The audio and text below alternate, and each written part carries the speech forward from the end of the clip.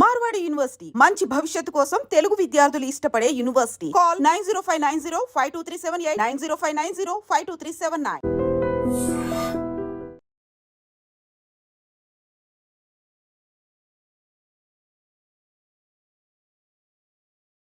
ములాఖతులు ఇవ్వడానికి డబ్బులు తీసుకుంటారని ఉండదు కదా? ఉన్నాయి కానీ అవన్నీ ఏంటంటే అంటే ఇన్నర్ ములాఖతులు వస్తుందా, అవుటర్ ములాఖతు డబ్బులు వస్తాయా? సార్ అవుటర్ అప్పుడు వచ్చేసాయి, ఇప్పుడు లేదు సార్. అట్లా అంటే అట్లా కాదు, ఖైదీలని పెడితే అట్లాంటి కరప్షన్ అవుతాయని అధికారులు బాగా ఆలోచించి ఏం చేశారంటే మంచి మంచి అంటే సిన్సియర్గా ఎవరు అయితే బాగుంటారు, కరప్షన్ లేకుండా ఎవరైతే చేయగలరు ఖైదీలు అని చెప్పేసి పై సూపరింటెండెంట్ చెప్తే ఇక్కడ జైలర్లు సెలెక్ట్ చేసుకున్నారు, అందులో నన్ను చేసుకున్నాను. అంటే ఎందుకు సార్ నన్ను ఎందుకు పెడతారంటే నక్సలైట్ తప్పు చేయరబ్బా, మీరు చేసిన పని కరెక్ట్గా చేస్తారు అంటే. నాకు అయితే సంపత్ సార్ అని సూపరింటెండెంట్ ఉండే, తను రిమాండ్ నుంచి నాకు బాగా పరిచయం. అతను కూడా అతనంటే నాకు చాలా అభిమానం కూడా, మంచి డైనామిక్ ఆఫీసర్, మంచి డిగ్నిటీ పర్సన్. మీరు ఎన్ని ములాఖతులో ఫ్యామిలీ చూస్తుంటారు కదా, చాలా ఫ్యామిలీ. అవును సార్, చాలా మంది ఫ్యామిలీ చూస్తారు, లోపలికి వచ్చి బాధపడుతుంటారు. చాలా బాధ వచ్చిరంటే సార్ వాళ్ళు ఏడ్చుడే, దాన్ని చూసి నాకు చాలా బాధ అనిపించేది. అయితే ఫస్ట్ ఏంటంటే నేను ప్రతి ఒక్క ములాఖాత్ వచ్చిందంటే నా ఫ్యామిలీ లాగా భావిస్తాను. అంటే నేను కూడా అదే స్థాయిలో ఉన్నా కదా, మరి నా ఫ్యామిలీస్ కూడా అదే స్థాయిలో అదే బాధలు ఉంటారు కదా అని చెప్పేసి ఎంబడి రాగానే ములాఖాత్ స్లిప్స్ రాగానే దాన్ని ఎంబడే ఎంజిబుల్ వేసి ఎంబడే సైన్లు కాకుండా కూడా ఎంబడి పిలిపించేది. అయితే నాకు జైలర్ పర్మిషన్ ఉంటుంది. అంటే రౌండ్కి వెళ్ళినప్పుడు లేట్ అవుద్ది, 11-12 అవుద్ది రౌండ్ వచ్చేటాలకు. సార్ మరి 12-11 వరకు వాళ్ళు 9 నుంచి వాళ్ళు వెయిట్ చేస్తూ ఉంటారు సార్. మరి మీ సైన్లు చేయకుండా మేము ములాఖాతులు ఇస్తే అట్లా ఇవ్వద్దు అంటారు. ఎందుకంటే ఆ పర్మిషన్ మాకు లేదు కదా సార్, ఎందుకంటే మేము ఖైదీలము, మీరు చెప్పిన పని చేయడం మా బాధ్యత. మరి మీరు లేకుండా అయితే ములాఖాతులు ఇవ్వద్దు కదా సార్. మీరు రౌండ్కి వెళ్ళి వచ్చేటాలకు 11 అవుతుంది, మరి 9:30కి వాళ్ళ ఫ్యామిలీస్ వస్తున్నారు, మరి వాళ్ళు ఇబ్బంది పడుతుంది సార్ అంటే, సరే సూపరింటెండెంట్ సార్ పర్మిషన్ ఉంటుంది ఏదైనా చేయాలంటే పై అధికారి, సరే ఎలిజిబుల్ ఉంటే ఇచ్చేయమని వచ్చిన సైన్ చేయొచ్చు దాన్ని ఏముంది అని చెప్తే 9:30కే వాళ్ళని ఎంబడే పిలిపించి, అంటే నా నుంచి నేను వాళ్ళ ఖైదీలకు హెల్ప్ చేశాను. ఆ విధంగా చూసిన కేసులు ఏమైనా గుర్తుందా? బాగా ఏడ్చుకొని తెలిసి తెలియక నేరం చేసి కుటుంబాన్ని చూడగానే ఒక్క అతను బాగా నాకు గుర్తుంది సార్ అని, గడ్డం మురళీమోహన్ అని పీడీ యాక్ట్ వేసారని. ఇక్కడ అనేది సికింద్రాబాద్ అనుకుంటా. వాళ్ళ భార్య వాళ్ళ అమ్మ వచ్చినప్పుడు వాళ్ళ భార్య పాపం పిల్లలు తీసుకొచ్చి రోజు ఏడవడం స్టార్ట్. అంటే పీడీ యాక్ట్ వేసిన వాళ్ళకు 15 daysకు 2 ములాఖాతులు, యూటీ వాళ్ళకైతే వారానికి 2. మరి 15 రోజుల్లో మరి ఈయనకు వేరే వాళ్ళు కూడా ములాఖాత్ వచ్చేది. 2 అయిపోయినా కూడా మరి ఇంకో ములాఖాత్, థర్డ్ ములాఖాత్ ఇవ్వాలంటే ఓన్లీ సూపరింటెండెంట్కే పవర్ ఉంటుంది. ఇక ఆ టైంలో ఏంటంటే కొంత నేరస్తులను బట్టి కూడా వాళ్ళు ఎక్స్ట్రా ములాఖాతులు ఇస్తారు. అట్లా నేను ఆ ఫ్యామిలీ వచ్చినప్పుడు నేను చాలా బాధపడ్డా. అంటే ఎందుకు మంచి ఎడ్యుకేటెడ్, ఎందుకు అసలు దొంగతనాలు చేయాల్సిన అవసరం, బైకులు దొంగతనాలు వచ్చిందని ఎందుకు చేయాల్సిన అవసరం ఏముంది, మంచిగా ఏదైనా జాబ్ చేసుకుని బయట ఉండొచ్చు కదా. వాళ్ళ భార్య వచ్చి ఇంకోటి ఎక్స్ట్రా ములాఖాత్ ఇవ్వకుంటే ఆమె, అన్న మీకు దండం పెడతా, మీ కాలు ముక్తా, ఒక్కసారి పిలిపేయండి అన్న, ఒక్కసారి పిలిచి ఒక్క విషయం చెప్పొద్దన్నా, నేను పీడీ యాక్ట్ ఈరోజు బోర్డు మీటింగ్ ఉందన్న అంటే, ఇప్పుడు నేను ఆఫీసర్లు ఏమంటారు, అది ఎక్స్ట్రా ములాఖాత్ నేను ఇవ్వలేను, జైలర్ని సూపరింటెండెంట్ సార్ లేడు, ఇవ్వలేడు, వాట్సాప్ పెట్టాను, వాళ్ళు ఇంకా ఆర్డర్ రాలేదు, ఆర్డర్ వస్తే ఇద్దామంటాడు. ఇక వాళ్ళు ఏంటంటే కొంచెం బాధపడ్డారు. అప్పుడు నేను చాలా బాధపడ్డా, అరే అంటే కనీసం కట్టుకున్న భర్తను కూడా కొంచెం ఒక్క నిమిషం ఒకసారి మాట్లాడిపి అన్నప్పుడు నాకు చాలా బాధ అనిపించింది. సార్ ఇన్నర్ ములాఖాతులో ఖైదీలు వచ్చినప్పుడు వాళ్ళ కుటుంబాలు కలవడానికి చిన్న పిల్లలు వాళ్ళ కుటుంబ సభ్యులు వస్తారు, పిల్లలు వాళ్ళని చూసినప్పుడు వీళ్ళు ఎలాగుంటారు అంటే వాళ్ళు ఎలాగుంటారు? ఫ్యామిలీస్ ఇన్నర్ ములాఖాత్ ఎంటర్ కాగానే మా ఖైదీ మిత్రులు పాపం వాళ్ళకు కళ్ళల్లో దుఃఖం వచ్చేస్తుంది. ఎందుకంటే ఒక్కొక్కరు లైఫ్ పడ్డ ఖైదీలకి ఇన్నర్ ములాఖాత్ అవకాశం ఉంటుంది, యూటీ వాళ్ళకు ఉండదు. అప్పటి 5 సంవత్సరాలు 5 సంవత్సరాలు జైల్లో ఉండే ఖైదీలు చూస్తే, ఎందుకంటే వీళ్ళు జైలుకి వచ్చినప్పుడే పిల్లలు చిన్న పిల్లలు ఉంటారు. ఆ పిల్లలు 10 సంవత్సరాలకి వాళ్ళు పెద్దలై వస్తుంటారు. అంటే చిన్న పిల్లల్ని, అంటే ఆ బాధ నేను కూడా పడ్డా. ఎందుకంటే నేను జైలుకు బయటకు వెళ్ళినప్పుడు నా బాబుకు 12 సంవత్సరాలు, అంటే నేను 6 నెలల పిల్లగానప్పుడు పోయినా కాబట్టి, అంటే నేను ఆ పెంపకం అనేది, ఆ ప్రేమ అనేది నాకు లేకుండా అయిపోయింది. అంటే వాళ్ళు కూడా ఖైదీలు కూడా చాలా బాధపడతారు. అంటే ఎత్తుకొని ఏడవడము, వచ్చిన ఫ్యామిలీస్ ఏడవడము, డాడీ నేను పోను డాడీ, మీరు కూడా రండి డాడీ, ఇంటికి పోదాం డాడీ అని చెప్పేసి పిల్లలు అరిస్తే వాళ్ళకి ఇచ్చి అర్ధగంటనే ఉంటుంది నిర్మలకి. కానీ ఆ ఆఫీసర్లు కూడా వీళ్ళ మానవత్వ దుఃఖంతో ఇంకో 1/2 hour మాట్లాడుకుని అని చెప్పేసి వాళ్ళ ఏడుపు చూసి వాళ్ళ బాధ, ఎందుకంటే మానవత్వం అనేది ఖచ్చితంగా ఉంటుంది సార్ ఆఫీసర్లకు. వాళ్ళు అట్లా మాట్లాడిపించి చాలా బాధ అనిపిస్తుంది. కానీ లైఫ్ పడ్డ ఖైదీలు ఎవరు కూడా సంతోషంగా ఉంటారు సార్ జైల్లో. అంటే సంతోషంగా అంటే ఒక ఫ్యామిలీకి దూరమైన ఒక బాధ ఉంటుంది, కానీ వివిధ విషయాలు అయితే ఏముండదు అని ఒక రకం చెప్పాలంటే. తల్లి తర్వాత నెక్స్ట్ తల్లి జైలే. ఎందుకంటే ఒక పూట తల్లి అన్నం తిన్నవా లేదని అడగదు, కానీ జైల్లో అధికారులు మాత్రము పొద్దున లేచినప్పటి నుంచి లాకప్ అయ్యేంత వరకు మన మీదనే వాళ్ళ పర్యవేక్షణ ఉంటుంది. ఓకే, ఉదయం 6 గంటలు లాకప్ ఓపెన్ చేస్తారు, సాయంత్రం 6 గంటలు లాకప్ క్లోజ్ చేస్తారు. 6 నుంచి 6 మధ్యన ఏం చేస్తుంటారు, ఏం ఫుడ్ ఇస్తారు?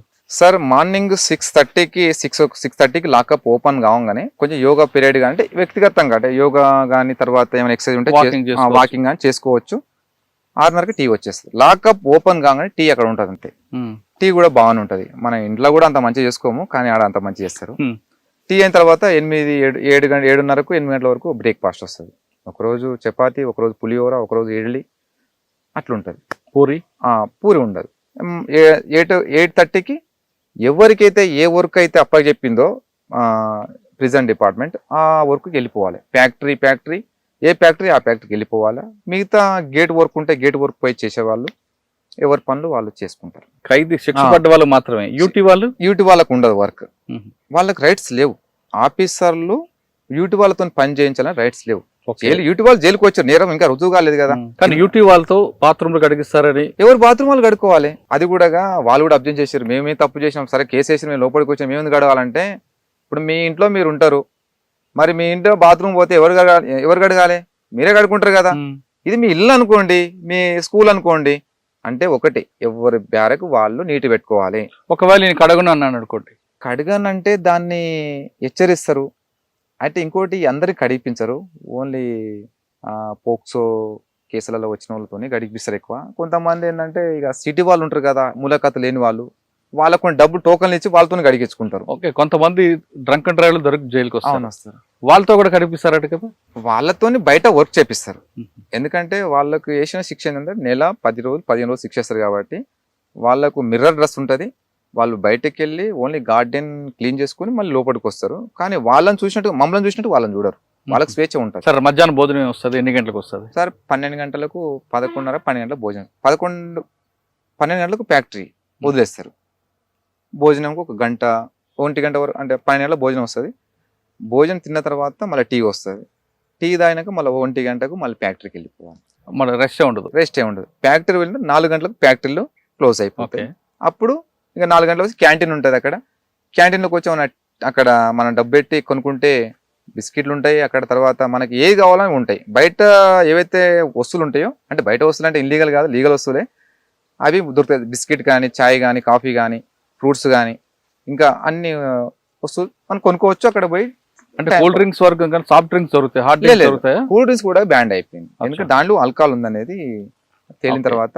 అంటే బీర్లు అలాంటి రావు, కానీ థమ్స్అప్లే రావు, బీర్లు ఏడొస్తాయి సార్. కానీ డబ్బులు ఇస్తే ఏదైనా సాధ్యం అనేది వాస్తవం అంటారా? సరే, అది అవాస్తవం. అని డబ్బులు ఉంటే జైల్లో బిర్యానీ వస్తుంది, మందు వస్తుంది, ఫోన్లు వస్తాయి అనేది తప్పది. అది ఒకప్పుడు 20 సంవత్సరాల క్రితం మాట, అది ఇప్పుడు లేదు. ఇప్పుడున్న ఆఫీసర్ లేదు సార్.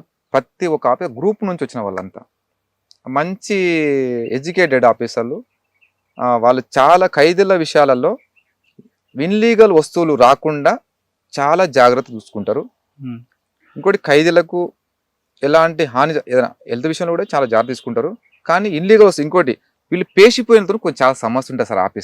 ఆఫీసర్లకు ఉంటుంది, ఆఫీసర్లతో పాటు అక్కడ చెకింగ్ చేసే జవాన్లకు ఉంటుంది. కానీ జవాన్లు సార్ మీరు ఎందుకు ఇంత అంటే ప్రైవేట్ పార్ట్లో పెట్టుకొని వస్తారు వాళ్ళు.